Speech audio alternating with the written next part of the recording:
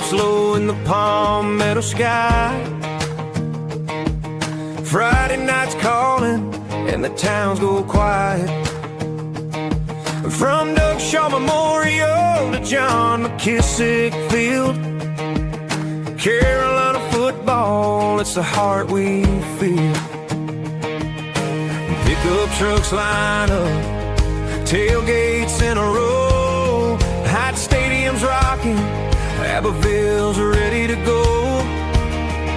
The Sumter Gamecocks charge, Gaffney's standing tall, every small town's dreaming beneath the lights of fall. Four-quarter Friday, where the heart beats pound, Carolina shuts down every town. From the first snap to the final play, we're living for the glory of a four-quarter Friday.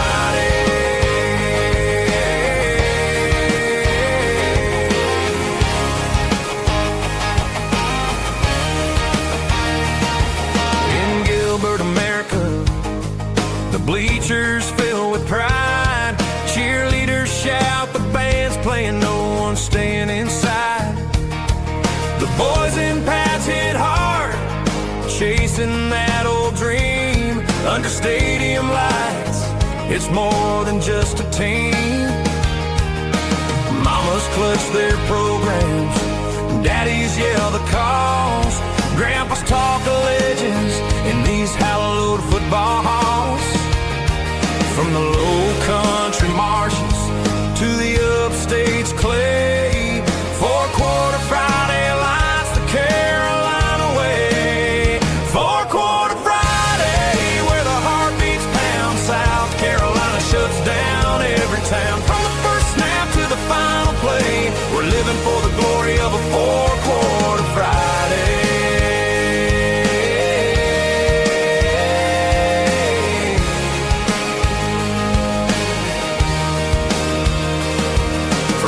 Shaw's roar to McKissick's sacred ground. Hot stadium's fire, you can feel the sound. Sumter Gamecocks fly, Gaffney holds a line, J-Mo run the dang ball, we're screaming for a sign.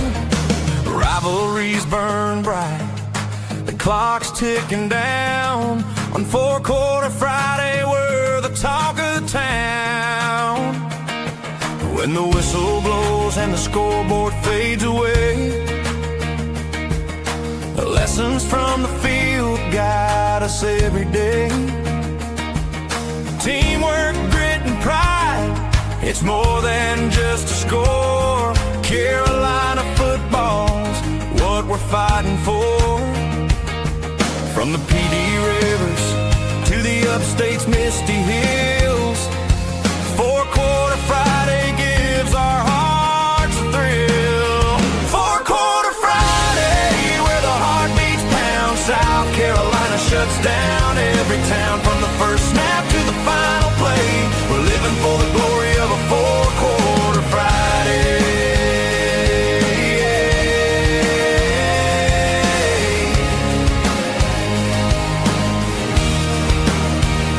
So here's to the Palmetto boys, giving it their all on a four-quarter Friday. South Carolina stands tall.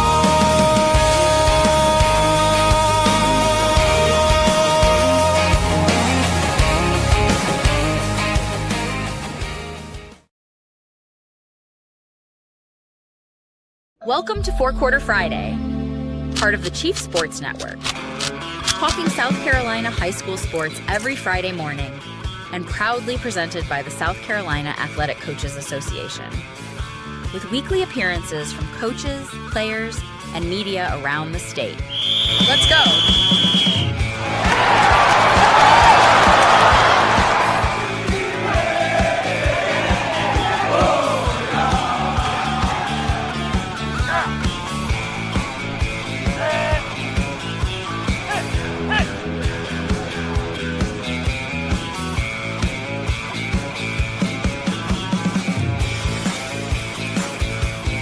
Kick off the first quarter. Happy Friday!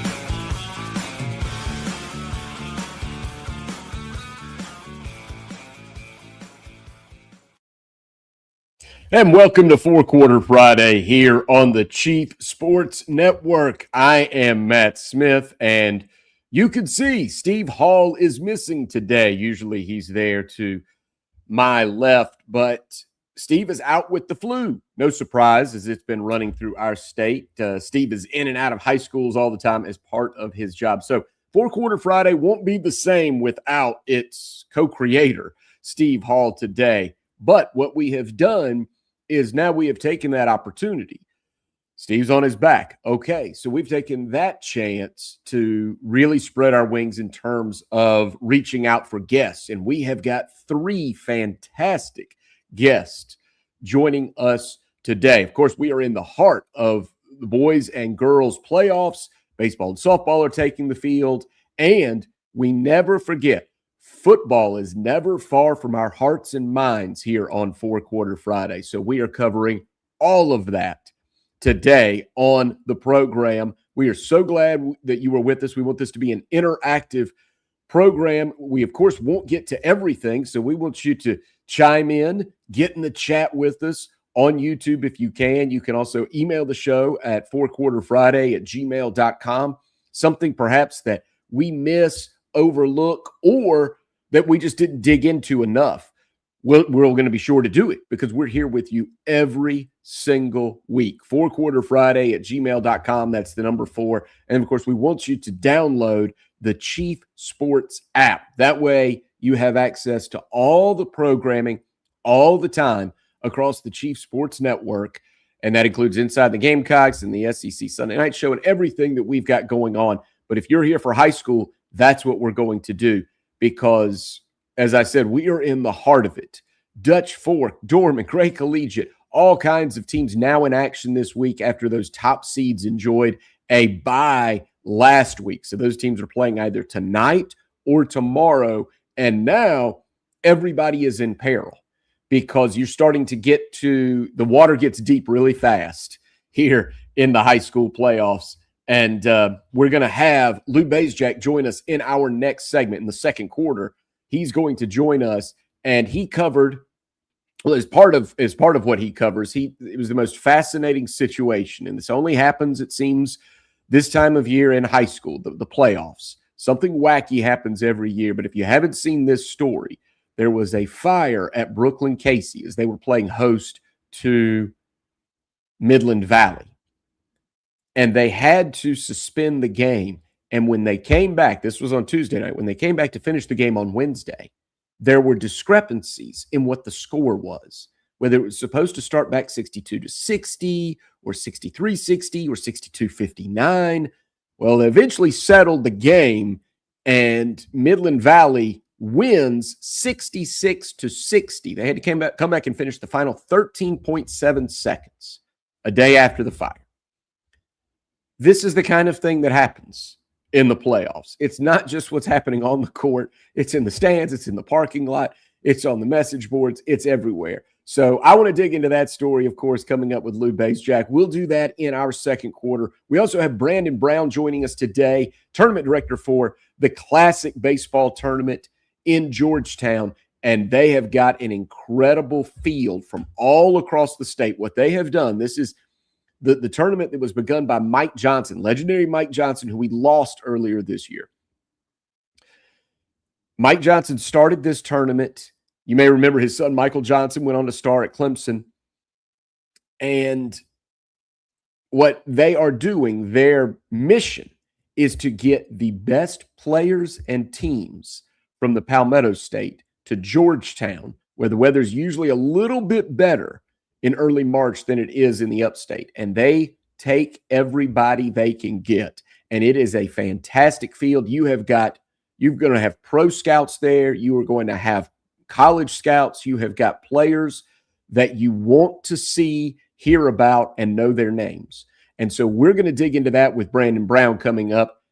That's coming up in our third quarter. And then we're going to close it out today with the executive director for the South Carolina Football Coaches Association, Jason Farmer. He's a Dorman assistant right now, former head man at Woodmont and Landrum and elsewhere. And he was an assistant at Spartan High. He's been an assistant at Dorman under Jake Morris now the last few years. And Jason Farmer is a part of the Coaches Clinic that's taking place in Myrtle Beach this week, where all of the football coaches from across the state get together. And it's a great atmosphere. That's actually where we were going to be until Steve ended up with the flu, because he was going there as part of his job, and we were going to be there. So we couldn't do that. So we're going to bring the best we can. We're going to bring the football clinic to you the best way that we can. But we're going to take our first break, and we're going to have Lou Basejack. We'll jump right into it. This is not one of those days that we will wade in. We are going to leap right into it, because the basketball playoffs are happening in the state of South Carolina. And you've got Goose Creek in action, and Gray Collegiate in action, and defending champion Keenan, who is a 5 seed this year, but looks really good. Westwood is a 3 seed, but they're dangerous. Dorman's a 4 seed. If they and Ridgeview win, you've got a matchup next week of Ridgeview and Dorman between two legendary coaches. I know Thomas Ryan won't let me like me calling him legendary at his age, but he's already got 6 state titles. And Ridgeview's won 6 out of the last 8 state championships. We could see them on the floor, sharing the floor together before we're back with you next week. So there is a lot to get to. We're going to cover it quickly with Lou Basejack. Tell your friends, 4 Quarter Friday is on the air covering high school across the Palmetto State. We'll take our first break. When we come back, it's the second quarter with Lou Basejack from the state here on 4 Quarter Friday.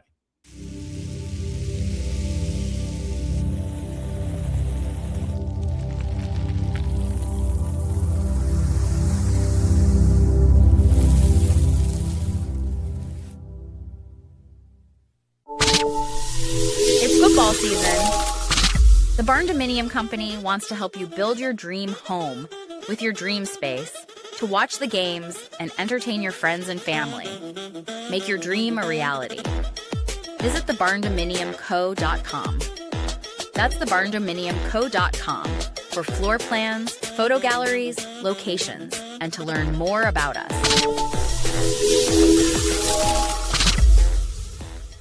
Oh, man. The building is on fire. Emergencies and accidents happen. When you're in the middle of a fire or water event, all you want is for things to return to normal as soon as possible. Resto Pros of the Midlands is with you, guiding you through the process and working with you to get your home or office back in working order. They'll answer your questions, discuss procedures, and can act as your advocate when it comes to processing your insurance claim. Resto Pros Midlands SC.com. Open 24/7 when you need them. Quality that is guaranteed. When playing sports, you want a coach that will fight for you. At Hewitt Diamaduros Law Firm, we've got your back. Whether it's personal injury, insurance disputes, negligence, or wrongful death, our team delivers exceptional legal services that makes meaningful difference in the lives of the individuals and families we work for. Visit hdlawsc.com. hdlawsc.com. Hewitt Diamaduros, we're on your team.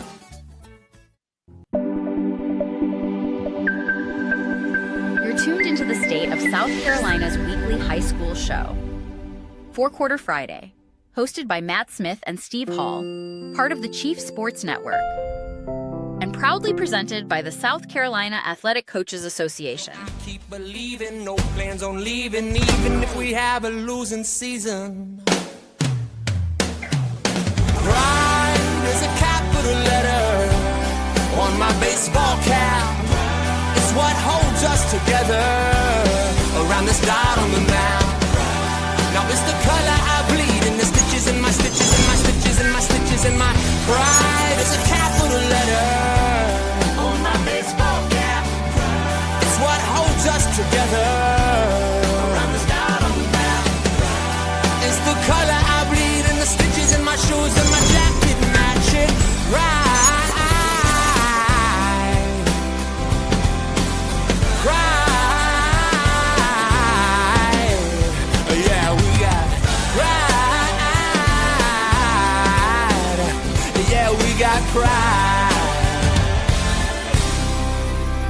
The high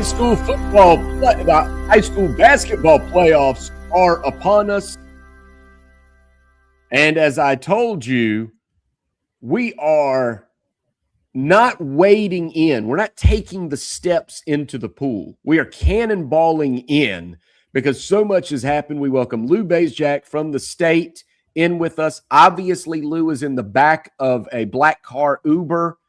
This is how he's transported from game to game. Lou, thanks so much, man. It's good to see you, and we love following your coverage. We'll try to get to everything or as much as we can, but thanks so much for getting up with us. Appreciate you having me on, always. Well, Lou, we had so much fun last time, and we wanted to bring you back on quickly, especially after. Let's see if you can tell this story and straighten it out for me.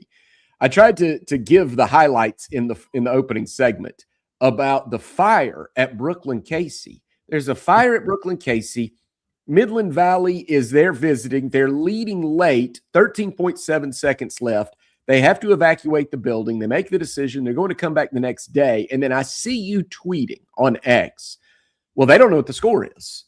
There's a discrepancy in the scorebook. So tell us what happened and why this always happens to us in South Carolina at playoff time. Yeah, this was a new one about the fire and the scorebook. I've seen that happen before, but never a fire in both. You have all kinds of things going on. They had to evacuate the gym. They had an auxiliary gym. I guess it was not playable, so they make Midland Valley drive an hour and 10 minutes back home, an hour and 10 minutes to get back there. And then when they get there, the game's delayed like 20 minutes just to decide what the score was. They thought it was either 62-60, 63-60, or I think there was one that said 62-59. So they agree, and it's found out that it was 62-60 Midland Valley with the lead and the ball. They inbound the ball. They get a couple free throws. Brooklyn Casey misses a shot. Midland Valley gets a couple more free throws, and the game's over. And Midland Valley heads to the Great Collegiate on Saturday for the second round. But crazy day, crazy time to you don't see that too often, a fire and finishing the next day. You've seen it sometimes in football, maybe with a lightning delay or lights or something, but that's one's the first. Well, and Lou, you just mentioned Great Collegiate, so obviously Midland Valley has its work cut out for it because that's a team that has been on a blistering run. You're covering a couple of those. Great Collegiate's one, Ridgeview is another right there that you've been covering that are, I would say, favorites to win state championships.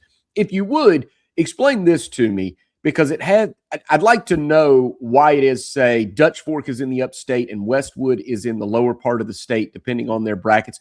I guess what I want to know is, when is that decision made? Is that something after the playoff teams are decided, after the regions are decided? Because that affected, say, where Westwood was on the seed line and then where Burns was in the upstate, because Dutch Fork is in the upstate. So that makes Burns a 3 seed instead of a 2 seed, for example. So yeah, and how that works. Well, Westwood's actually in Division II, but it was decided 2 years ago when the realignment was done. They did a hybrid, the Midlands region with Dutch Fork, and that's a hybrid region. Last year, Lexington and River Bluff were in the upper state, and Dutch Fork and Spring Valley were in the lower state, and I think they just flip-flop it this year, and that's what it was, and that's what you get. And you had like Blythewood, they were in upper state in both, and Westwood lower state in both. So yeah, that's all it was. It was a hybrid region, and they agreed that 2 years ago. All right. Well, if you look at that 5A Division I bracket, and I mentioned to you that Ridgeview is a lot of people's favorites. 23-3 this season. They've won 6 out of 8 championships. They've won their last 5 games by an average of 26 points. And then I mean, look, we can't look ahead, but if the chalk holds, look what we have next week, and you could catch, 1 or 2 of these depending on the days they play. But if the chalk holds, you'd have Ridgeview and Dorman, and Burns and Dutch Fork. Yeah, I mean, that is a dream. Yeah, that's a Final Four. It would be great, and it would be next Tuesday night. That bracket plays tomorrow. Most of them are actually Spartanburg and Dorman play tonight because their girls are playing. So it is decided to play a doubleheader tonight. And then, that would be something. We had Dorman and Ridgeview a few years ago. Dorman came and won. That was good. And then, like you said, Burns Burns would have been the 2 seed if they would have beat Riverside last week in the regular season finale, but that dropped them from 2 to 3 because they were not a region champion, and Dutch Fork is a region champion, and that's why Dutch Fork got the number 2 seed. So yeah, you're looking at 2 great matchups, and then you would have the upper state final, which would be at a neutral site. When the winners, whoever wins on Tuesday, and then they'll decide where they're playing next Saturday. And we can't look, too far ahead. Look, I could tell you right now, Zach Rich and Spartan High, they have been close. They have been close to pulling a major upset all season long. So you can't overlook them. But and let's move down to 5A Division II. You mentioned Riverside because they win Region 2 5A, which is a big-time achievement in a region that includes Dorman, Spartan High, and Burns. Big-time achievement for Riverside, 23-3 overall. So they land in the one, as a 1 seed. And then you've got Goose Creek and Westwood on the other side of the bracket. But Greenville's also a really good team. Now, these teams are outside of who you cover. So I just wonder, do you have a handle on these teams? Because this is a little bit different than 5A Division I for you. That's your backyard. You know so many of those teams. These teams, I don't know how many you've gotten to see. How are you handicapping this bracket? Well, I've seen White Knoll, Irmo, Westwood. I saw Greenville once earlier this year. They were down here for the MLK, and I'm very familiar with Coach Stoneman, who was the former Ridgeview coach, who went to Oak Hill and now is back, and saw them play in the state. That last year they won it all. Caden Coleman's really good. They lost the big guy Whitley, who enrolled early at Florida State for football, so that's a big loss in the middle. But they've been able to overcome that. But Riverside's really good, and the season they've had and the wins they've had have been pretty fun to see, and that's looking like another tough bracket. And then you throw in Fort Mill, who's had some ups and downs, but they're also a team to watch. In the lower state, I like Westwood. The way their guard play, and they get that bye, and then if they beat Conway, they might have to go to St. James unless Lugoff pulls on another upset win.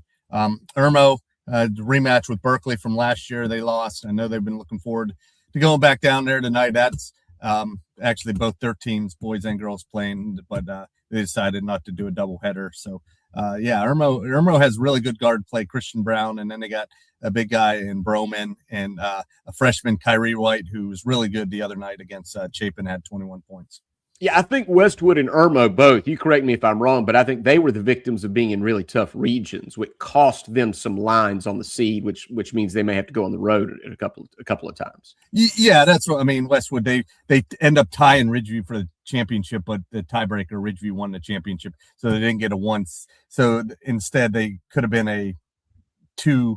They could have been probably a 2 seed, replacing St. James there. But yeah, that cost them. And then Irmo was behind Dutch Fork. They slipped up. They could have played for the region championship against Dutch Fork, but they lost to before the game before that, and end up finishing second there, tied with Lexington. But yeah, they're pretty strong, and they got some, like I said, a lot of young talent. So that should be a good game tonight at Berkeley. This is the State's Lou Bazjack joining us here on 4 Quarter Friday. Before we go down to 4A, I want to ask you a question that's about a 5A story out there that you posted, which is, and everybody can follow on X, follow Lou at the State. He's one of the best in terms of keeping you up to date with everything. But Chad Lephart is going to step down at Lexington. What can you tell us about that story? And because I saw you broke it, it seems.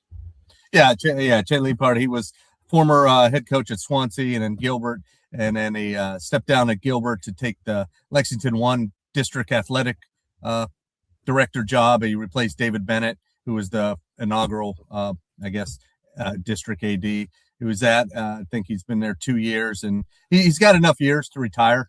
So, and that's what he's going to do in June. But then he's going to do a rehire that a lot of retired teachers do, and he's going to go to Saluda and be an assistant coach under Greg Warner, who was Greg Warner was Chad's offensive coordinator at Gilbert for several years, and Chad actually hired him out of college after Greg got done at North Greenville. So familiarity there, and he knows a lot of people at Saluda, and good transition. It's you could still coach and still teach, and you don't have the pressure of being a head coach and all that goes with it. So he still gets to do what he loves, and he loves being at places like Saluda and Swansea and Gilbert, where they love their athletics. So good transition for him, and that's a good hire for the Saluda coaching staff. Anytime you can get a former head coach that with his success to be on your staff is pretty good. And it's going to be a good job that opens up then, right? Well, yeah, that Lexington 1 district athletic director job is definitely will have a lot of interested people. It'll be interesting to see how that plays out. I know there's some people in the district. I mean, some current ADs there, but current ADs around the state and not just in the area, I think will apply. It's definitely a good job and a good district to work with. All right, this is Lou Bezjat joining us. Let's talk about 4A for a moment. Gray Collegiate, 23-2 on the season. They just look unstoppable. I put this stat in my notes, Lou. They have laid waste to their last 6 opponents by an average score of 87-38. So, I mean, that's incredible. That's flat out incredible. So now, you're going to see Gray Collegiate back in action against, let's see, they had, I'm looking for, they're going to play Midland Valley. So Midland Valley had to play almost a doubleheader, right, to make the travel twice. Now Midland Valley's going to have to travel to Gray Collegiate. Good luck. But I just was wondering, is there any team in 4A that you have seen that is in the class? I mean, I know North Augusta is good. Wilson is good that you hear a lot about. I mean, who can stop Gray Collegiate? They just seem to, the second half of the season, they clicked, and they've not only been beating teams, but beating everybody like a drum. Yeah, they've been really dominant once region play started. And playing Midland Valley, this will be the third time. They've blown them out the first 2 times. And they might get in the third matchup with North Augusta. And first match, they've had a couple close games there, and that would be a fun matchup to see next week. And then if things hold serve, you got Gray Collegiate Wilson at the Florence Civic Center next, I think it's Friday. It would be next Friday, I believe. And that would be that would be fun to see. I mean, Wilson will have the fans in there, and they got Josh Leonard, who's the last year's Gatorade Player of the Year and definitely a favorite to win it again this year, number 1 prospect in the state. So, yeah, that would be a fun matchup. And Dion Bethay, out of high school coaching last year and now back in it, and talent. They get Levi Ball's talent, Jaden Rowe. They got a lot of good pieces, and they play well as a team. They've gotten a lot better since the beginning of the opening loss to Ridgeview, and they've really done a good job. Played a tough schedule as well. Yeah, and Dion Bethay is always good for a quote, right? It's easy to cover them. Oh, yeah. All right, let's talk about 3A, 2A, and 1A as well. I don't know if you've gotten your eyes on Christ Church at all in 3A, but to me, it stands out. I bring it up every time we talk about the Cavaliers. They've only got 1 loss. Nobody's done it inside the state, and they also knocked off Dutch Fork. I mean, I think that's just incredible. Now, I know there are other good teams in 3A, Loris among them. Keenan is the defending champs, even though they're going to have to do it, on the road a little bit as a 3 seed. But I don't know what you know about Christ Church, but I'm just wondering, of the teams that you've seen, who's the biggest challenger to knocking off Christ Church somewhere along the way? Yeah, Christ Church has been good. John Butler, the head coach, whose son plays at South Carolina, Jordan, and other son plays in the G League and has done some time in NBA. He's actually from Columbia. So they're strong, and they definitely can make a run. They're very talented. Maybe Mountain View Prep, BHP, maybe in the upper state, maybe a challenge Powdersville if they could upset Mountain View.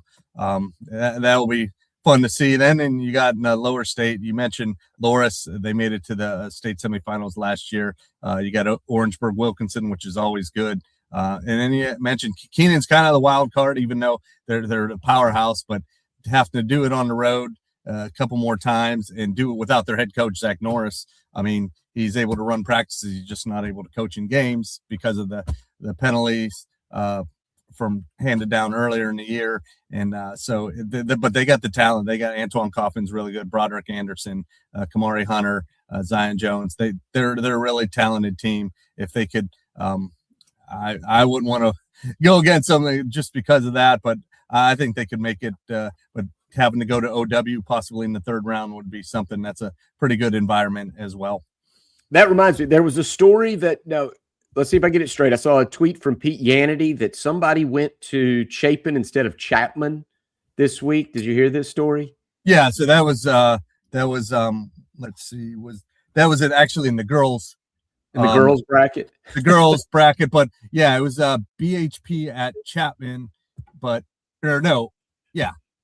But they went to Chapin. They got on like they were. Yeah, they went to Chapin instead of Chapman. So, and their game started an hour late. Yeah, so they went on the wrong trail, man. I don't know how you get that wrong. We talked about the fire. It's the same night as the fire, and you got a team going to a different city. I mean, not even close. It's not like Chapin and Chapman are even close in the area. So I don't know how that happened. And then I hope the scouting report was right. That's the main. Yeah, I would think the school's right. It's just, I don't know, a bus driver there, whoever was driving the bus there. And when did they realize that? And they were like, where are we going? And yeah. We'll go through 2A and 1A as well. In 2A, High Point Academy is one of the big dogs. They are 22-2 on the season. Andrew Jackson is also good. So I don't know how much you've gotten to see of those teams as well. Oh, by the way, before we get to 2A, I want to ask you, Lou, where are you going to be tonight? Because we got big games tonight all across. Yeah, I'll be at Lexington River Bluff girls rivalry game, third matchup of the year, playoffs. I think it's the first time they've played against each other in the playoffs. It should be River Bluff head coach Jordan Leith was a former assistant at Lexington under Molly Goodrich. So a lot of storylines there, and obviously the rivalry of the schools close together. It should make for a fun atmosphere tonight. All right, we'll talk about 2A. As I said, High Point Academy is a team that just rolling this season.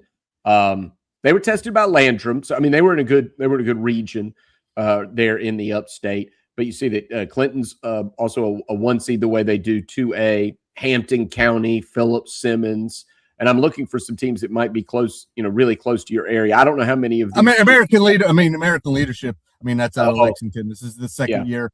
Tyson Bachnight, who former Lexington player, he's got them going really good. They're at home again tonight. I mean, it's the first time they've been in playoffs. They won a playoff game the other night, won the region. So yeah, they're a team to watch out. Clinton, I think any one of those 1 seeds have a shot for sure in the upper state. You got High Point, Andrew Jackson, Clinton, and American Leadership.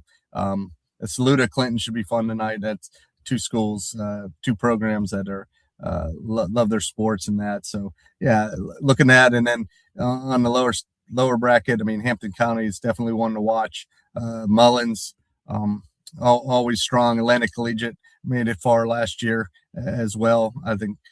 So also fun to watch. Also be one to watch. And then Philip Simmons, which is the region champion as well in the lower state. Right, and Atlantic Collegiate's going to have to go on the road at Philip Simmons. So that's a great atmosphere. That would be a fun one. That would be a really fun game to be at tonight. Now, in 1A, I know Horse Creek Academy is good. We've been tracking. C.A. Johnson is a team, Lou, that I want to bring up because I've said this all season long that C.A. Johnson took 7 losses, but the schedule they played as a 1A team was absolutely remarkable. Played Dutch Fork and T.L. Hanna and Ridgeview and others. So, what do you think about C.A. Johnson and their chances to go all the way because they're so well tested? Yeah, Robert McRae, their head coach, they played everyone. They played Ridgeview, and it was close. I think it was a tie game late against Ridgeview. It was at the Bojangles Bash earlier this year. They got the Class A Player of the Year, Milton McRae, and they got a 3-headed monster with McRae, Tony Odom, and Isaiah Germany. And you throw in Javarius Weiss. They're going to be tough to stop. I think a team that has size, that's one thing they don't have is the size, but they can shoot and they can get up and down. You mentioned Horse Creek. I think Horse Creek and Abbeville. You could have C.A. Johnson and Abbeville in the third round, which would be a heck of a matchup there. And then you had Horse Creek in the upper state. So you got those 1 seeds still left. And then you throw in like Lamar and HKT and capable programs as well. So yeah, C.A. Johnson made it to the semifinals last year, and disappointing finish, but they've been pointing to this, and I think last year's experience kind of helped them, and we'll see if they can get over that hump and get back the state championship, which they won when Kerry Rich was there as a player. They were there a few years ago in the state semifinals, but it would be good to see them represent the city of Columbia. All right, well, I'll let you go with this, Lou. I know we got into this, meaning me and you and almost everybody that does it. We love the games. We love the players. We love the coaches. But a story that won't die is the idea that a board could be formed that would then do away with the South Carolina High School League. I don't know how coaches would react to that because the high school league is the high schools. So you'd think they want to govern themselves. But what is your take on this, and why is it a story that won't die? Yeah, I just posted a story earlier this morning. Kind of the lawmakers are kind of pushing for this bill. Obviously, it's going to go on the House floor on Tuesday. I know it was mentioned in yesterday's executive committee, high school league executive committee at the end. Just kind of get involved, talk to your legislators and that. And it's just they just think some of the lawmakers and proponents of this bill think that the high school league is not run well. They don't some of the things with transfers and appeals and rulings, they don't think it's done well, or even some are even calling for a commissioner to step down. And if he would step down, maybe they pull this bill out. So we'll see what I don't see that happening. I don't think Commissioner Singleton would step down. And yeah, the high schools they're definitely not in favor of it, because if you look at that board they want to create, there's no one from like athletic directors or anyone on that board. So that would make a challenge, because there's a lot that goes on with running the high school league. And I don't know if that's been taken into consideration. Even if it does pass on Tuesday, it's still got to go in the same pattern to the Senate. And I don't know how, what the Senate, the senators' thoughts on that. They got to go to committee, and you're looking at another month or two. But yeah, it's going to be an interesting next 4 or 5 days before it goes on the floor. I think Tuesday afternoon. I find it fascinating. I'm like you. I can't imagine that it would happen, because I think once the reality hits that a board can't do what the high school league can do, at least not with ease. I just don't think you've got the contact with the schools, right? You can't just make rules and let it go. You have to be in constant contact with athletic directors and principals to make it go. Yeah, and you talk about, little things. Scheduling, finding venues for championships. Officials. Officials, and the official, Lee Sawyer, member of the Officials Association, who's on the executive committee, kind of made that clear yesterday during the executive committee, that they're going to have problems dealing with the officials and that, because, it's not easy, man. You just think of scheduling all officials. Now you look at spring sports, you got baseball, softball, you got soccer, all these officials, and try to get things together. I don't know if the lawmakers know everything that's involved, or maybe they do and they have something in place, and they'll amend it and say, hey, yeah, you can, if you're an athletic director or whatever, you can kind of be on the board, whatever. But on the surface, it doesn't make a lot of sense. It happened in North Carolina a couple years ago, but I don't know. I don't think I know members, most of the people involved at the schools, ADs and principals, they're definitely not in favor of. There's probably some, but I just don't see. I don't see the logic behind it. But we'll see what happens in the next couple of days. Maybe it does get pulled, but I think it probably will pass in the House most likely, and then it will go from there. All right, best way to follow you. I follow you on X, obviously, Lou, at the State, and I see the State, everything, thestate.com. So that's just the best way to catch everything that's going on. Correct. Yep. Love it, Lou. Have so much fun tonight. I love that you're going to be at a rivalry game. Don't forget to tip your driver, and then we'll check in with you in a couple weeks. All right. Thanks, guys. Appreciate it. All right. Thank you. Lou Bazjack from the State joining us. Hey, we're talking baseball when we come back. It is that time of year. The weather is starting to warm. Softball and baseball teams are taking the field, and the unofficial start to baseball season will be the Classic Baseball Tournament in Georgetown. The first year without Mike Johnson, who passed away last year. He will be missed, but his presence will be felt. We'll talk to Brandon Brown about all of that and all the great players and teams that are descending upon Georgetown in a couple of weeks. We'll do that when we come back. This is Four Quarter Friday on the Chief Sports Network.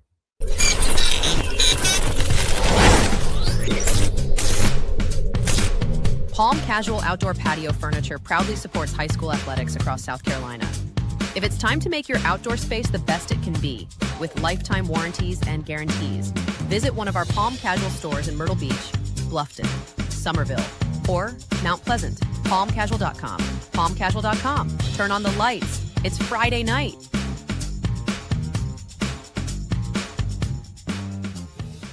At Moultrie Insurance, our agents are working for you. Our commercial lines of coverage are well sourced and intimately chosen. We offer commercial lines of coverage such as business owners, umbrella, property, auto, or general liability coverage, and evaluate every option to find what fits you best. Like a good offensive coordinator, we will draw up the plays, but only run with what you feel comfortable. Get in touch with our quarterback, Perry Orth, or our head coach, Frank, by visiting MoultrieINS.com.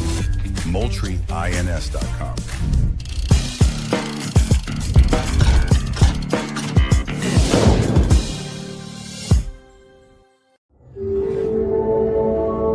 It's the Four Quarter Friday High School Show on the Chief Sports Network.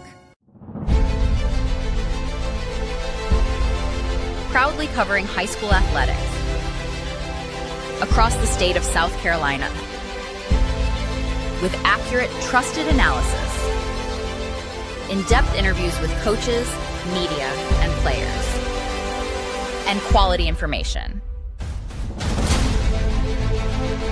Every Friday at 9 a.m. We're here for you. Proud partner of the South Carolina Athletic Coaches Association.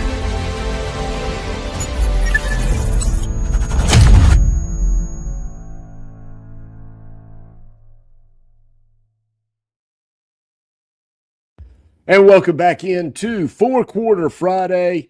We're going to have Brandon Brown talking to us in just a moment. Love checking in with Lou Bays-Jack the way that we did. However, he does a great job, and he's got his eyes and ears all over the place.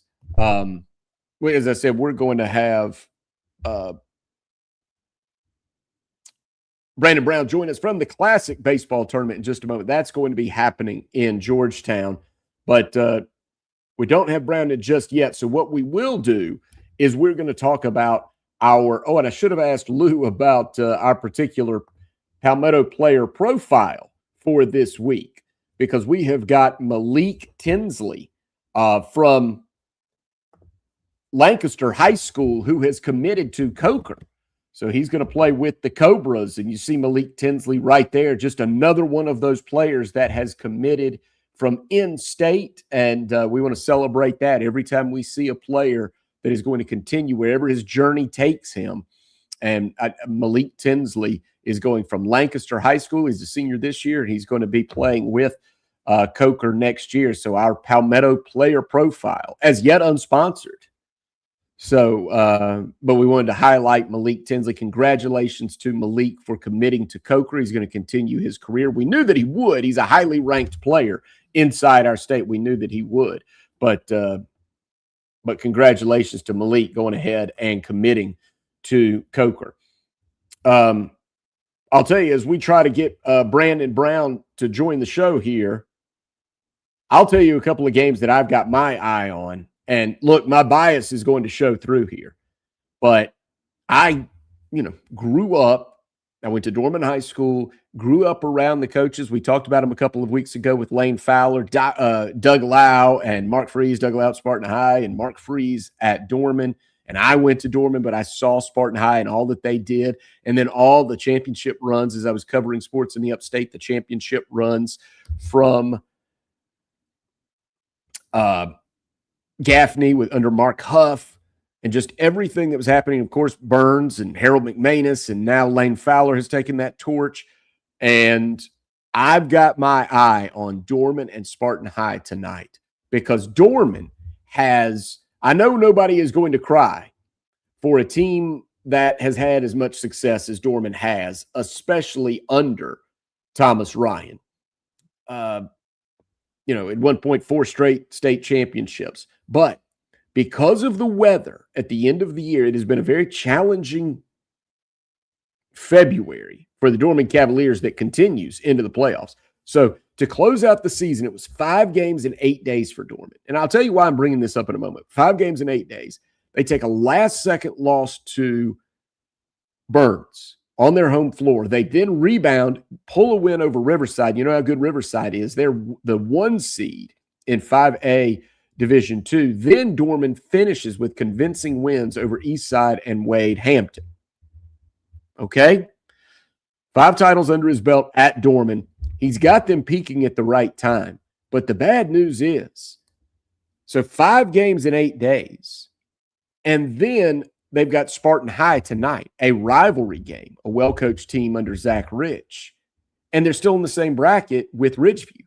So that's how difficult this is. Just imagine the level of teams that they're playing to close out the season, which includes Burns and Riverside and Spartan High in the playoffs. And if they do all of that, they get Ridgeview, and they have to do it on the road.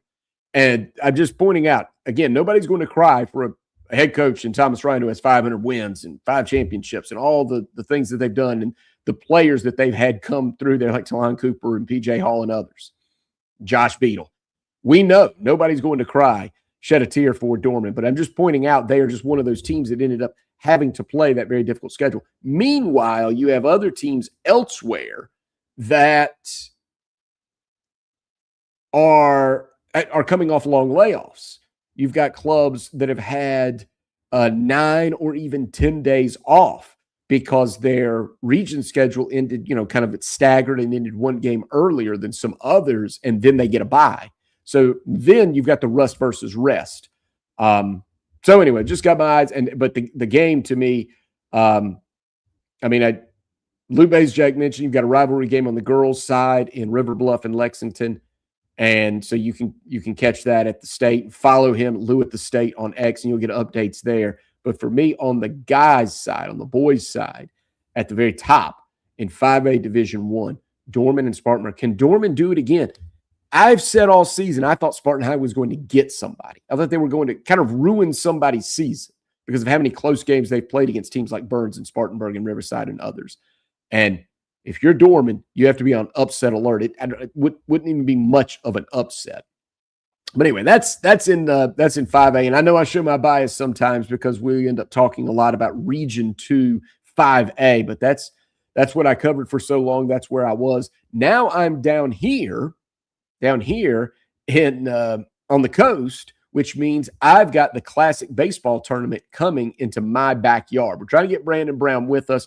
We're going to give it one more shot. We'll take another break. We're going to try to get Brandon Brown to join us so we could talk about the Classic Baseball Tournament coming to Georgetown. And don't forget, if you love football, we're going to talk all about football with Jason Farmer, Executive Director for the South Carolina Football Coaches Association. The football clinic is happening in Myrtle Beach as we speak, and we're going to have Coach Farmer on to talk about all the things that are happening in high school football in South Carolina on the coaches' side and what this new season looks like after realignment and reclassification.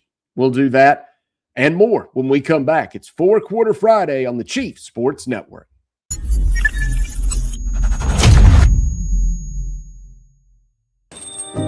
Morning, Carl. Usual? Yeah. Your oldest was in here the other day. Said the two of you took a trip down to my neck of the woods. How'd that go? You might as well give me one of those Carolina cars while you're at it. I knew I liked that one. Yeah. There you go, my friend. Thanks. Hey, Carl. Congratulations. See you tomorrow, Freddie. You bet. Welcome to Dry Space Crawl Space Solutions. Basement crawl space encapsulation designed for your specific needs. Your crawl space can be susceptible to all sorts of issues, including moisture buildup, mold growth, and structural damage if not cared for properly.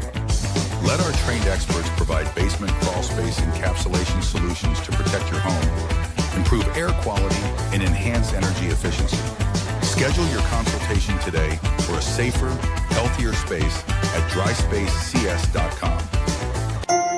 Do Do your wood floors need a touch-up? Visit recoatrevolution.com in South Carolina today.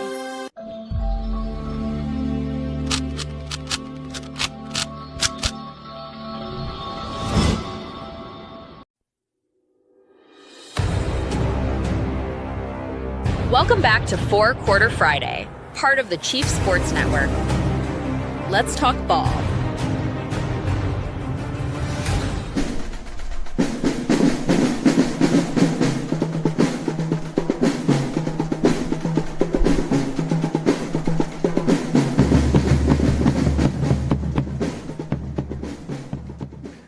Welcome back to Four Quarter Friday. Matt Smith here with you. We are trying to get, maybe Jason Farmer will join us. We'll kind of move up and join us, as we've been unable to reach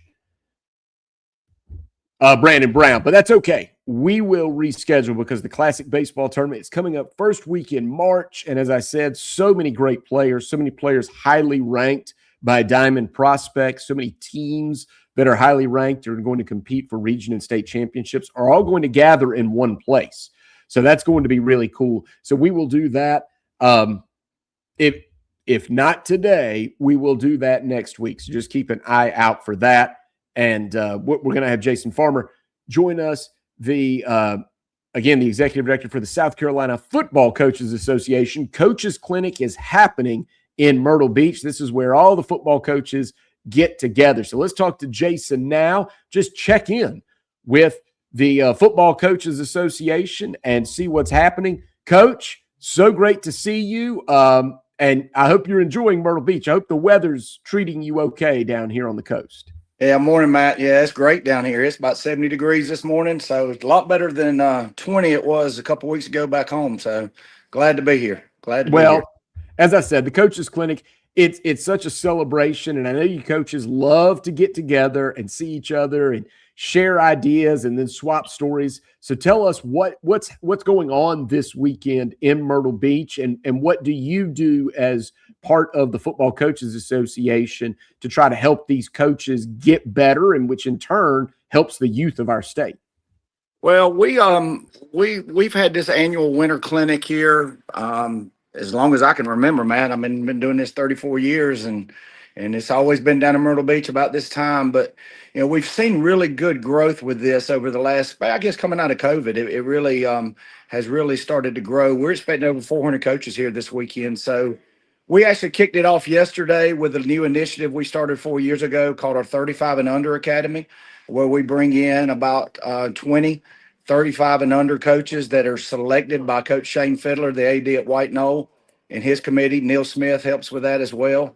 And brought them in yesterday starting at noon. And from 12 to 8, they had speakers come in, superintendents come in, head football coaches. I spoke to them. It's talked about the interview process as a head coach. Just a really good initiative that I'm proud of that our association is doing right now to help our young coaches. And then today we kick off with a barbecue lunch. Jeff Jordan of Chalk's Barbecue up in the West Oak area has come down here, and he's serving about 300 plates of barbecue. And Jeff is a former coach, so it's good to get him back down here and pouring into our association. And the first speaker starts at 2. Me and Coach Lancaster is one of them, so we'll start off with us, and then it'll have to get better after us. So then we get all the way through 7 tonight, and then all day tomorrow, all the way through 6 tomorrow night, where we'll announce our North-South coaches and our Shrine Bowl coaches tomorrow night. Oh, that's cool. So we'll be looking forward to that, certainly, because that's such an honor when you get to do that. I'll ask you, have you gotten to be on those staffs before? Well, I was on the North-South staff in 2019, and I was just selected to the Shrine Bowl staff, so I'll be on the Shrine Bowl this coming year. Oh, that's okay. And hey, not far, so that won't be tough travel for you. No, it won't be tough travel at all. It's I know where Spartanburg High School is, that's for sure. That's for sure. You were an assistant there, and we'll get to that in just a second. Tell us about the reaction. What are the conversations like around the region realignment and reclassification as the coaches discuss that? Because I'm sure the Coaches Association can then, share at least not a consensus, but can share ideas with the South Carolina High School League about ways to make it better. I know travel is always a concern. I'm always talking about rivalries that you try to keep alive. So from a coach's perspective, and by the way, you're an educator, so you don't want to be on the road all night long when the kids have to go to school the next day as well. So what's the reaction and what's the message around the coaches about the way realignment is done and how we can, improve it every time we do it? Man, I don't know the right answer, to be honest with you. I mean, it just seems like every year. I mean, they send out, I've been at a 2A school and now I'm at a 5A school, and they send out these guidances of what they want it to look like. And to be honest with you, my opinion, the guidance this year, just for instance, said no less than 36 5A schools and no more than 44 5A schools.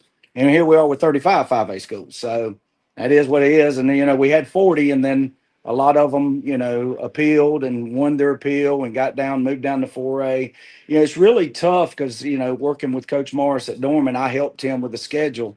It's just really tough in 5A, I know, to find games. And, we worry about the geographical distance in region, but we don't worry about, say, Dorman going all the way to Sumter and then 27 Sumter coming to Dorman.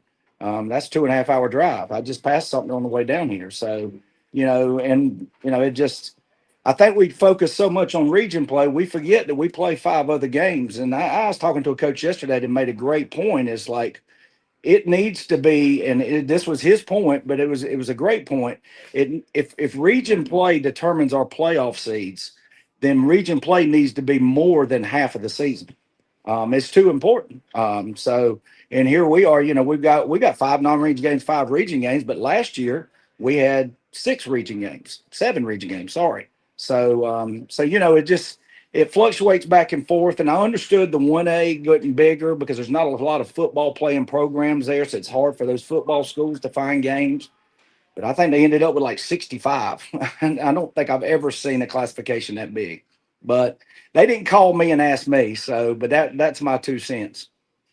Yeah, but the guidance is important. And as I said, we can't ever forget about the coaches, because you're there on the ground level. As you just said, you've got to think about region play, and you think about the kids and what they're going through, because you see that.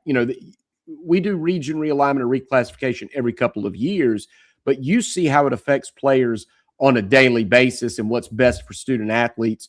And there's no, I know that people talk about college football and players being paid and everything, but these are true student athletes. They're in class all day, and then you've got to find a way to then you have to turn your attention to athletics in the afternoon. So it's a really completely different thing, and it's something that you guys as coaches are tasked with. So I think your guidance is very important. Well, it is. And I guess the fortunate thing about football is we play on Friday night. So those kids get Saturday off. But, it's tough for basketball, baseball, those all the spring sports, where they're going on a Tuesday night and having to come around and go to class on Wednesday. But as far as region play goes, as far as Dorman goes, we're going over to Rock Hill 3 times. And, back when I was at Spartanburg, we did that. That was the old Region 2 4A. It was 4A back then. And that was a good region. And we're excited about, competing against Northwestern, all the success that Paige has had up there. And he's going to now be in our region. And so it's a really tough region to play in. So, yeah, you got to worry about the student athletes the next day. Again, dealing with the football side of things more than anything, I think that break on Saturday certainly helps our kids. Well, let's talk about something quickly, because I think one of the things you're trying to do, just from knowing you and the influence that Doc Davis had on you, is now with the Football Coaches Association, this is an opportunity for coaches to influence other coaches, which is really cool, like iron sharpens iron. So if you could share a story or just the way that Doc Davis influenced you, because he's someone whose influence was far-reaching, and so many of the people that he touched got into coaching and are still doing it now. Man, I can't say enough about what Doc did for me and what I was able to experience in 10 years with him. I told someone yesterday, he's like a second father to me. I just talked to him on the phone last week. We talk at least once a month. And, there's things when I was a head coach that I would do that was because I learned from Doc. I mean, I just cannot narrow it down to 1 or 2 things in this little 10 or 15 minute conversation. It was consistency. what he did on a daily basis. And, he had values that he had for his program for the 18 years he was at Spartanburg and the 5 years he was at Chapman. And he never wavered from that. And you knew from a decision standpoint, when a decision had to be made, that you knew what he was going to do because he was always consistent and he loved kids, and he was a hard worker. But, just the consistency. And I'd say this too. I tell a lot of people this, the championships didn't change him. I think in today's time, a lot of times championships change guys. And I was fortunate enough to win one with Doc in 2001. But, you could go sit in his office and never know you were sitting in front of a guy that had won 5 state championships and never took a team that didn't win. I mean, every state championship he went to, they won. So, you just never knew that that's the kind of guy you were talking to. And he just never was someone that was going to brag about it. He just went to work and, I just admire everything he did. And, I'll say this too. When I talked to the 35 and under group yesterday, I said, I'm very fortunate in the time that I got to come up when I was their age. Doc hired me when I was 27 years old. And not only Doc, but I got to witness Jimmy Wallace at Northwestern, Jim Ringer at Rock Hill, John McKissick at Somerville, Ray Stackley, Tom Lewis at Sumter.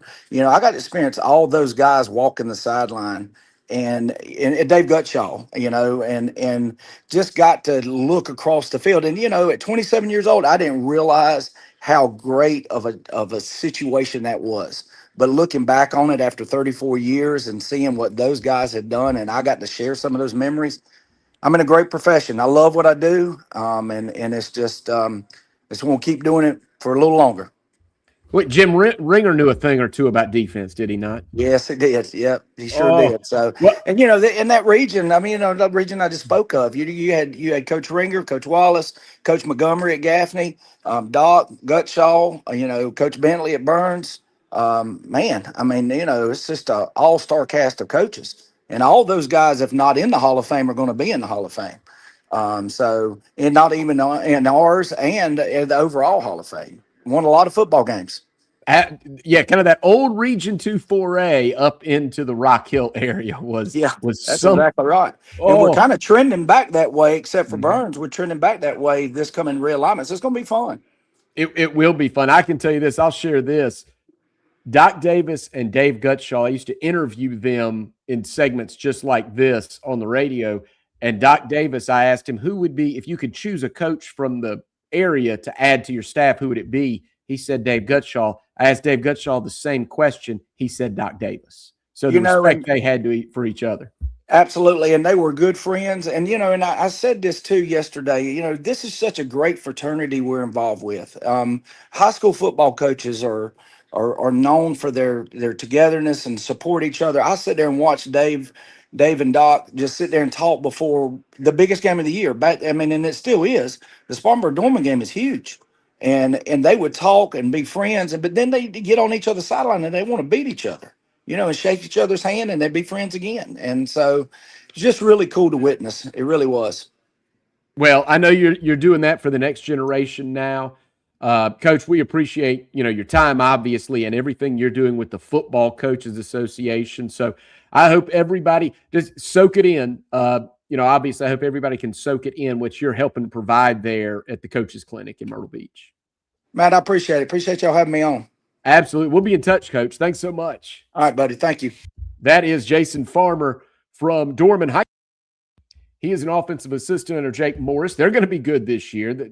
I don't doubt that one bit. And that was a great perspective, too. I'll go back and re-listen to that, the perspective that Coach Farmer just provided us on region realignment as well and how they view that from a coach's perspective. But now we will shift gears here on 4-Quarter Friday, and we will talk baseball with Brandon Brown from the Classic Baseball Tournament in Georgetown. It's coming to my backyard, and I'm so excited about it, about seeing all these great teams and these great players that are going to be coming to Georgetown. And the mission for the Classic Baseball Tournament is all about assembling the best players and teams from the state of South Carolina there together on one field in one place. and they are trying to achieve that. Brandon, oh, he's got a bad signal. Okay, now we've got it. Now we're good. Hey, Brandon, I was just saying that the mission there for you, and I'm so glad you're carrying it forth. We'll talk about Coach Johnson in a second, but maybe you can, because you're a South Carolina guy too, and this is a South Carolina show. You can tell us the mission about bringing these players and these teams from inside the state. So don't let them go play in all those tournaments all over the place. There's plenty of ball players and ball clubs right here in our state to play against.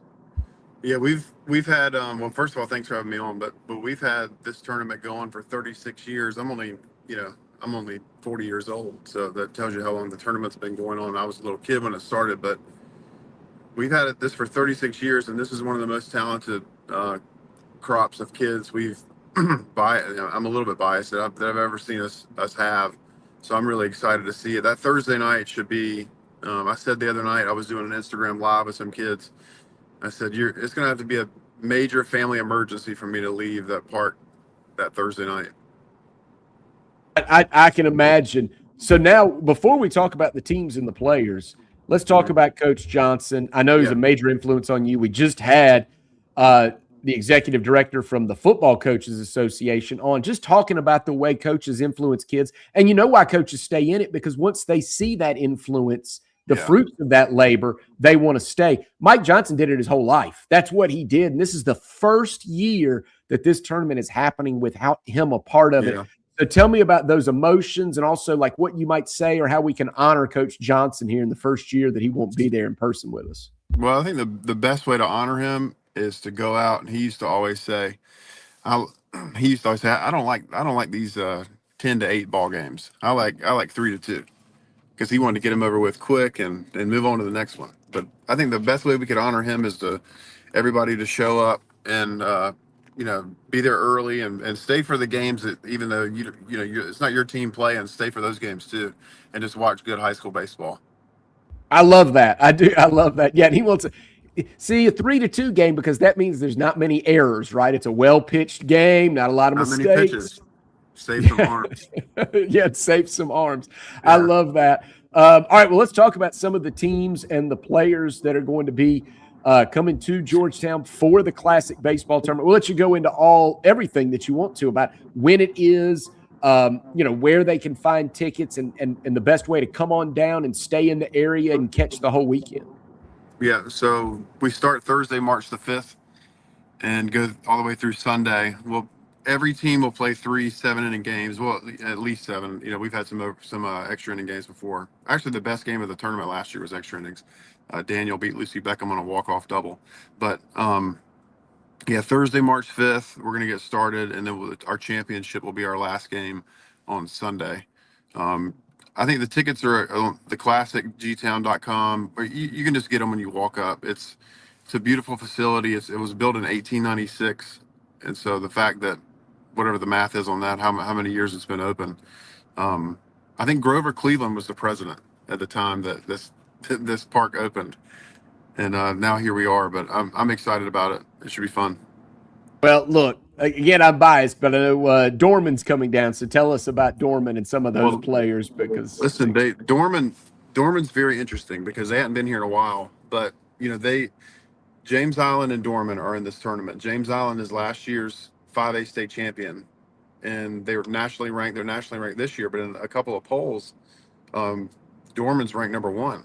And one of the reasons that Dorman's ranked number 1 is because they have Connor Wells as their stud left-handed pitcher. He's a 2027 kid. Well, they just got a transfer very recently of a kid named Brennan New, who's committed to Arkansas. So you have their top 2 pitchers are committed to LSU and Arkansas.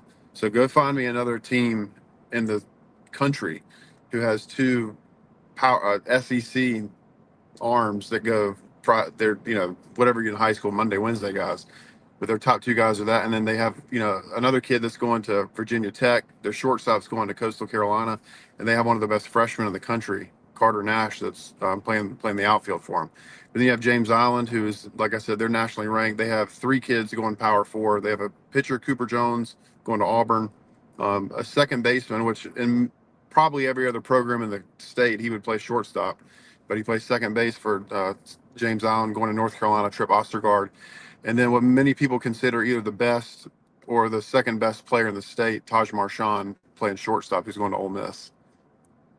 So those two, depending on what happens Thursday night, could play in the championship, which would be a preview, in my opinion, could be the preview of the 5A state title game.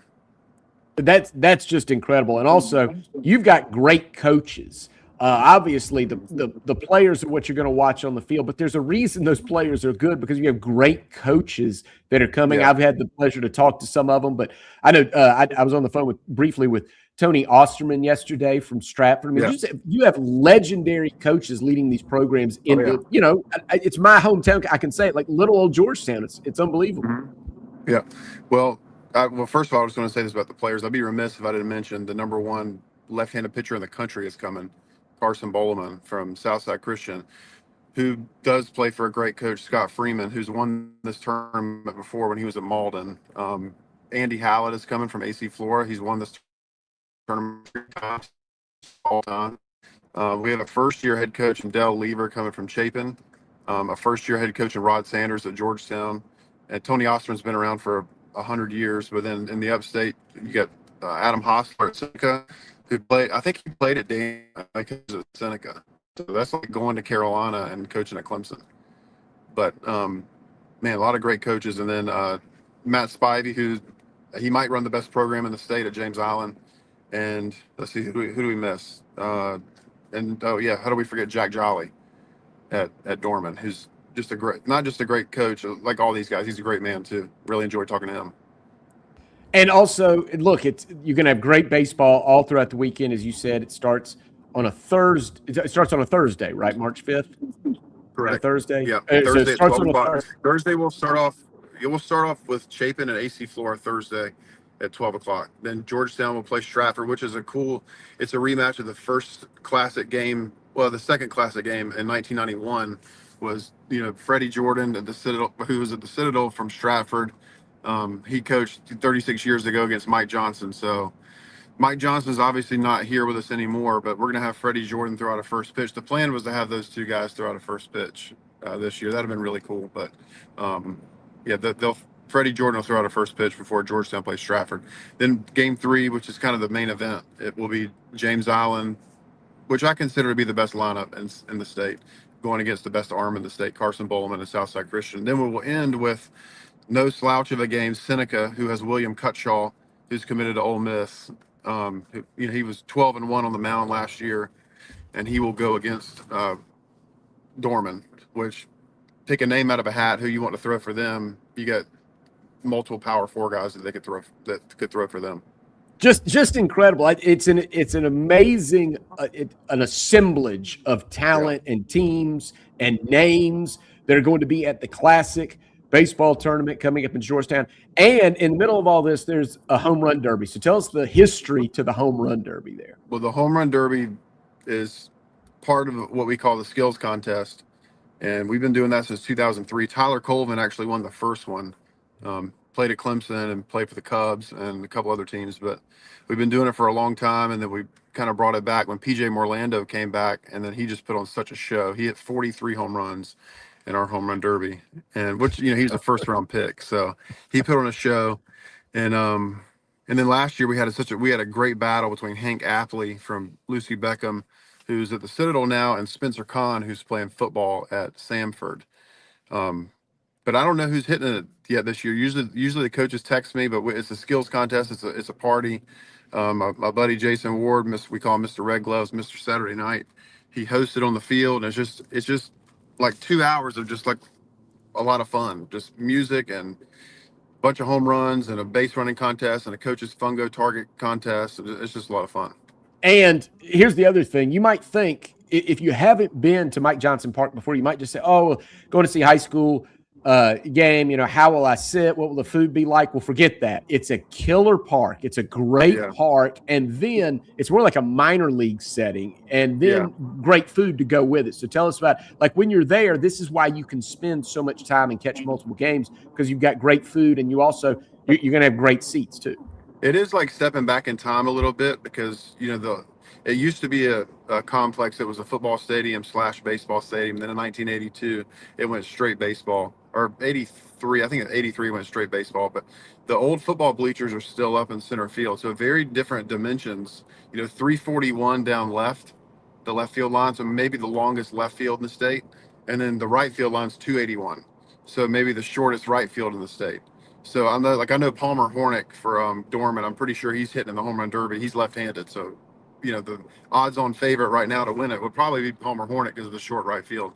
But as far as the food goes, it's really cool because we have my buddy Jason Ward, same guy. So he's got a posse back there that has kind of got a cult following. They're very similar to Clemson has the Cajun Cafe. They call themselves the Winyah Bay Cafe. And they've got an Instagram following. They have a little bit of like a little merch line, and people kind of wander back there and realize like, oh, this is pretty cool back here. So they got their own little following. You played first base for Coach Johnson, right? Yeah, sure. A long time ago. Are you left-handed? No. Oh, no, you missed out. His son Michael is, he was left-handed, so he had a bunch of home runs there, but he had more. He took advantage. Obviously. Yeah. No, you got to be a left-handed power stick to play there. Oh, no, you missed out. Well, here's the thing, too, is a lot of people come to that park and they think, 331 in center, like the score of this game is going to be, 15-13, and it's just not, because the Winyah Bay is behind center field. The wind's always blowing in, and the balls just seem to be, they don't fly that much there. Well, that's why it's a great setting. It's going to be so much fun. I'm looking forward. Of course, I'll be there, and you'll be there all weekend long, and then we'll honor Coach Mike Johnson, and then we'll get to see the next generation take the field together. We've had 13 first-round picks and 94 overall draft picks that played in this tournament, and we've had 33 teams that have participated, have won a state title. So we'll see if we can get 34, 5, and 6 this year, and maybe a couple draft picks, which I feel pretty certain we'll have a couple draft picks. All right, well, now we know how to get there and everything, but the best way to follow you, because you'll be promoting this throughout, is like on Instagram, right? Yes. So the classic _1991. Yeah, we've been doing 2 or 3 little Instagram live interviews throughout the week. We're hopefully going to have Brendan New and States Far from Dorman on. And we probably had 30 or 40 players that have come on and done live interviews. But yeah, Chapin is the defending champion, so they're gonna start off against AC Flora and see if they can defend their title. But yeah, the classic _1991 on Instagram it's the most active account that we have. Oh man, it's beautiful. Brandon, thanks so much. I see you're en route. What are you doing? Anything important? Man, I feel like every time I talk to you guys, I'm either driving to Charlotte or coming back. So there was a Panther season ticket holder dinner last night that we went to, so it was pretty cool. It's always the Panthers. I know you have a job, and yet it's all the Panthers. The Panthers are top. Your family's the top priority. You're always doing something for the family. Yeah. But then after that, it's the Panthers and the Classic. It's baseball and NFL football. That's it. Just sports all the time. All right. Well, we'll check in with you again. We'll have you back on before the Classic happens. Yeah, that'd be great. Just remind everybody. All right. Cool. Thanks, Brandon. Thanks, man. Appreciate it.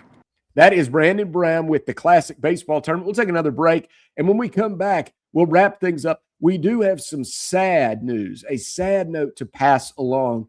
A prominent high school coach passed away this week, and we want to make sure we at least acknowledge that, and we will do that in our final segment. We roll to a close here on 4 Quarter Friday on the Chief Sports Network.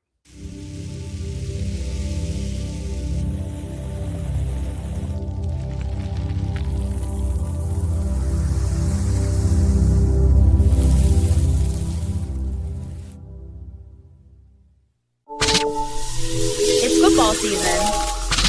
The Barn Dominium Company wants to help you build your dream home with your dream space to watch the games and entertain your friends and family. Make your dream a reality. Visit thebarndominiumco.com.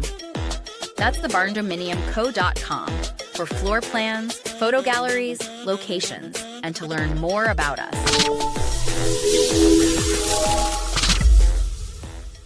Oh man, the building is on fire. Emergencies and accidents happen. When you're in the middle of a fire or water event, all you want is for things to return to normal as soon as possible.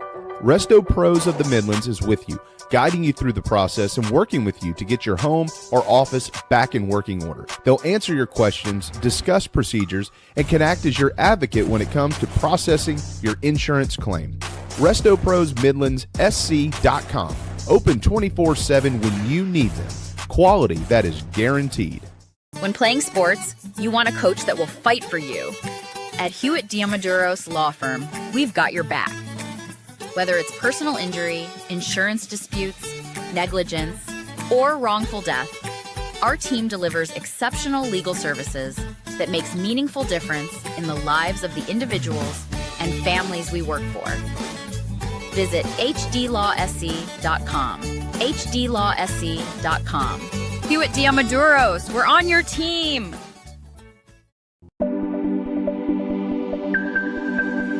You're tuned into the state of South Carolina's weekly high school show, Four Quarter Friday, hosted by Matt Smith and Steve Hall, part of the Chief Sports Network, and proudly presented by the South Carolina Athletic Coaches Association. Keep believing, no plans on leaving, even if we have a losing season. Pride is a capital letter on my baseball cap. It's what holds us together around this dot on the map. Now it's the color I bleed in the stitches in my stitches and my stitches and my stitches and my pride is a capital letter on my baseball cap. It's what holds us together around this dot on the map. It's the color I bleed in the stitches in my shoes and my jacket matching pride.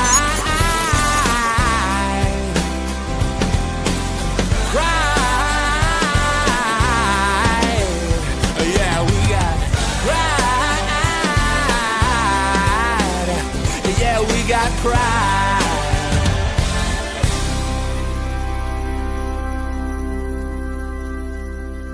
Oh, it's the 2-minute warning here on Four Quarter Friday as we close things out.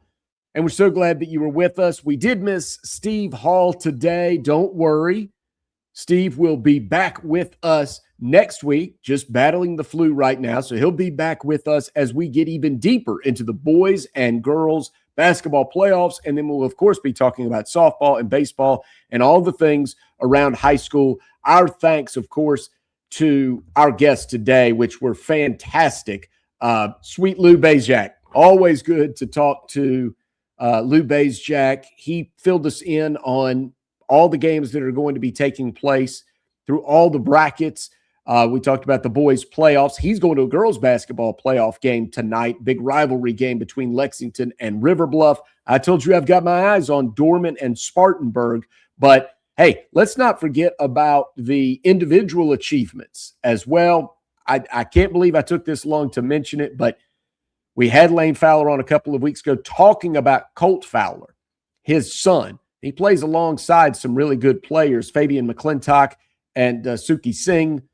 In the backcourt with Colt Fowler, but Colt has just been named this week the 2026 5A Boys Player of the Year. Congratulations to Colt. That's Colt Fowler, Lane Fowler's son. He's got Burns in the playoffs, and they are going to be a force to be reckoned with. And they're a 3 seed in the upstate. Dorman is a 4 seed. Dutch Fork is the 2, and Ridgeview is the 1 in 5A Division I on that side of the bracket together in the upstate. If the chalk holds, and look, no disrespect to Spartan High or Clover, any of the teams that are playing tonight, but if the chalk holds, we could have an incredible Final Four set up next Tuesday in 5A Division I. Your 4A Boys Player of the Year, Josh Leonard of Wilson. They are also a team that we're watching out for in the 4A playoffs. Player of the Year in 3A, Jordan McGahee from Orangeburg Wilkinson. They are a 1 seed in the lower part of the state. We had Lou Bazjak on talking about Jordan McGahee and what a player he is. In 2A, Zacaden Clyburn from Andrew Jackson. That's one of the top teams in 2A. They are certainly one of the favorites to make it to Columbia and play for that 2A state championship. And in 1A, Milton McCray from C.A. Johnson, another player that Lou Bezjak highlighted in our earlier conversation. C.A. Johnson, one of those teams that would take on all comers. They've got 7 losses, but they played a murderer's row of 5A and 4A powers to get them ready. They went undefeated in region play behind Milton McCray, and now they are in the playoffs, and they are battle-tested. So we wanted to make sure we mentioned that. Congratulations to all those players. We'll probably talk about them again next week. And coming up next here on the Chief Sports Network, you're going to have Inside the Gamecocks. That's coming up with Jamie Bradford. I know they'll be talking about Salute the Troops weekend. South Carolina is playing host to the Army, Navy, and Air Force academies in that order. Paul Maneri told us there won't be any flyovers because all of the military planes are actually on call, on watch for some things that could be happening across the globe. So no flyovers, but still great weekend ahead at Founders Park. So that's a great place to be just in case you are within short drive to Founders Park. You could see Army, Navy, and the Air Force all in one weekend. That's a great thing that they're doing there. So I'm sure that's going to be part of what that Jamie Bradford is doing on Inside the Gamecocks. And you've got J.C. Sherbert and the Mad Dog, Phil Molnax, coming up as well as part of that. So stay with us on the Chief Sports Network. And if you want to get in touch with us, what did we miss today? 4 Quarter Friday. That's the number 4, 4 Quarter Friday at gmail.com. If you download the app, you can go back, catch all the old shows. They'll lead you to YouTube and all the things, and Instagram and all the things that you need to stay up to date on high school sports across the Palmetto State. So when we come back next week, we'll be digging in even further to boys basketball and girls basketball. We'll roll out of here now and turn it over to Jamie Bradford and Inside the Gamecocks. Tip of the hat, of course, to the Mad Dog, Phil Molnax, for stepping up and producing our show today, keeping it between the lines. And thank you to our guests, the State's Lou Bezjak, Jason Farmer from the South Carolina Football Coaches Association, and Brandon Brown from the Classic Baseball Tournament in Georgetown. We didn't cover it all, but we'll try to get it all taken care of next week. I'm Matt Smith saying so long for now. This has been 4 Quarter Friday on the Chief Sports Network. From the Low Country to the Upstate, from the Midlands to the PD, we've got you covered. This is our state. South Carolina matters to us, all of South Carolina. We love talking ball, and we love talking ball with you. Thank you for tuning into the 4 Quarter Friday High School Show, every Friday at 9 a.m. on the Chief Sports Network. Proudly presented by the South Carolina Athletic Coaches Association.